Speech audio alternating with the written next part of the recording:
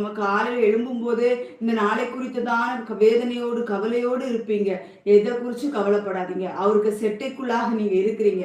அவருடைய சிறகுகளால உங்களை மூடிக்கொள்ளத்தக்கதான அந்த ஒரு மறைவுக்குள்ள நீங்க இருக்கிறீங்க.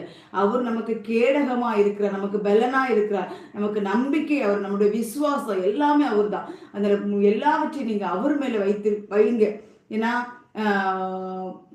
ஒரு கோழி இருக்கிறது. அந்த கோழி குஞ்சுகளை தன்னுடைய சிறகுக்குள்ளாக மறைத்து கொள்ளும் பொழுது எவ்வளவு பெரிய பறந்தோ, எந்த பெரிய கழுகோ, எந்த பெரிய மிருகமோ வந்தாலும் அந்த கோழி பறந்து போய் அந்த மிருகங்களை விரட்டுவதை நாங்கள் பார்த்திருக்கிறோம், எல்லாரும் பார்த்திருப்போம்.